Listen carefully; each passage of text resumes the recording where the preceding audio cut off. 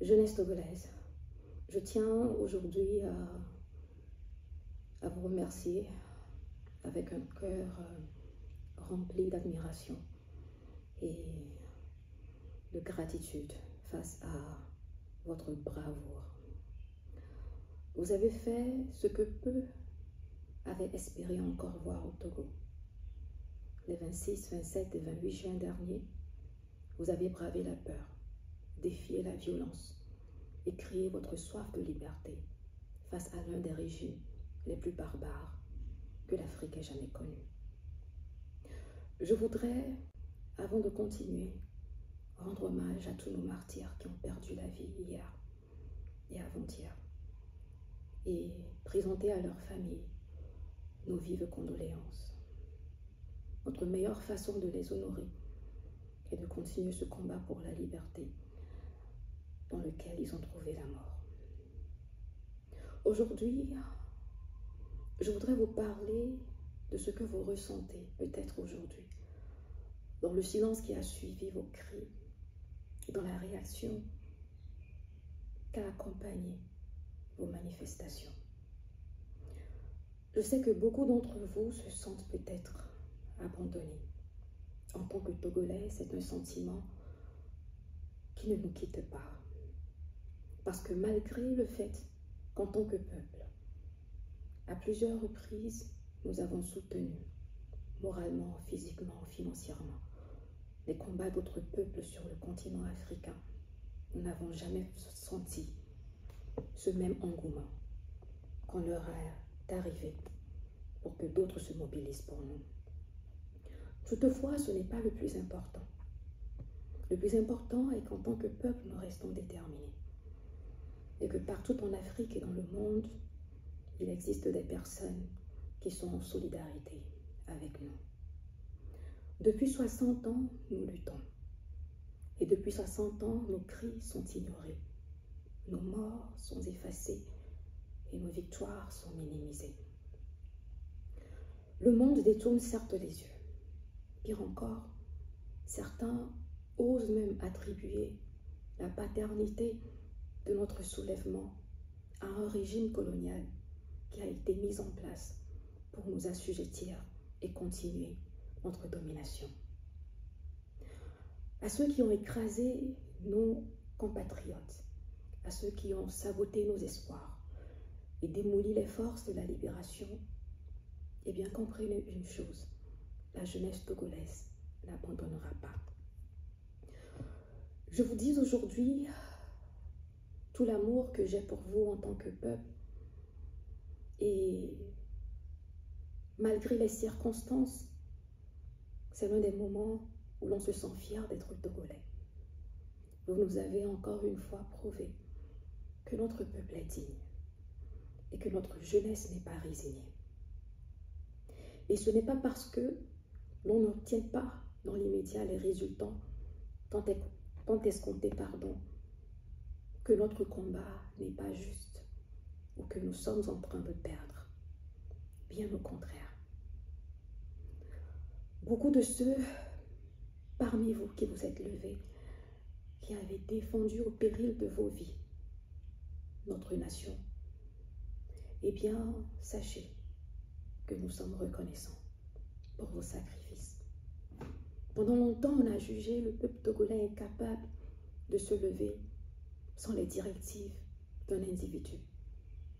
Mais aujourd'hui, sans un leader politique, nous avons réussi à prouver le contraire, à démontrer que notre génération est différente et qu'elle ne suivra pas de leadership comme des moutons de Parnuche, mais qu'elle s'engagera le moment arrivé pour défendre ses droits. Vous avez gagné une bataille, mais il en aura plein d'autres. Ce régime que nous combattons est enraciné dans 6 décennies de violence, de mensonges, de trahison, d'achat de conscience. Et donc, il ne sera pas facile de faire tomber cet arbre de la domination. Mais vous avez déjà commencé à le fissurer. Vous avez réveillé une conscience collective que même la peur n'arrive pas à faire taire.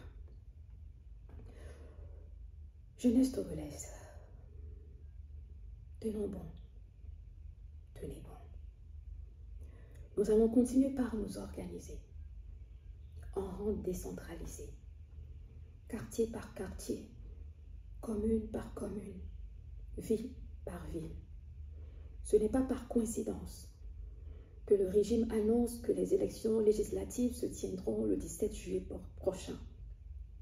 Ces élections au cours desquelles, encore une fois, ils se partageront nos villes et nos communes comme des parts de gâteau qui leur donneront l'opportunité de continuer par nous piller, par nous exploiter et pour donner des postes de mairie aux gens qui leur plaisent afin d'assouvir leur envie de continuer par nous dominer. Ce n'est pas une coïncidence. Il a fallu que notre mobilisation coïncide avec cette période parce que c'est dans la rue que nous allons choisir nos maires. C'est dans la rue que nous allons choisir nos leaders. Ce ne sera pas dans les urnes, mais dans la rue. Alors au cours des 3 semaines qui viendront, du 1er au 17 juillet, que seront cette période soi-disant électorale, des élections qui au Togo n'ont jamais rien valu, qui n'ont jamais transcrit la vérité des urnes, nous allons continuer à nous mobiliser. L'ensemble de la population togolaise, du nord au sud, de l'est à l'ouest, et dans la 6e région qu'est la diaspora, nous allons rendre le Togo ingouvernable.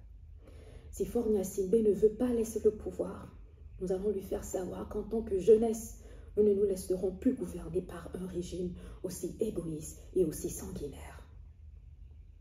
Alors, jeunesse togolaise, nous allons nous organiser pour mieux nous défendre et nous protéger.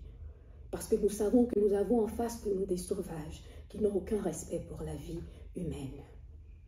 Gardons la foi, car les jours viendront seront très difficiles. Mais en restant soudés, en restant déterminés, nous allons vaincre ce combat que nos ancêtres ont commencé depuis plusieurs décennies. Le Togo que nous sommes en train de bâtir naît d'une résistance. Et ce Togo sera le fruit de notre courage et de nos larmes dignes et de nos rages sacrées. Notre pays ne peut plus se permettre de survivre dans le mensonge, dans l'exploitation et dans la domination. Le Togo connaîtra la vérité et l'Afrique entière et le monde entier sera fier quand enfin nous ferons tomber le régime le plus ancien du continent africain. Jeunesse togolaise, je vous rends hommage. C'est une fierté de faire partie de vous. Cette douleur que nous éprouvons ne nous ralentira pas, mais nous galvanisera encore plus. Nous allons construire cette or de l'humanité que représente notre chère patrie. Je vous remercie, Farida Naboré.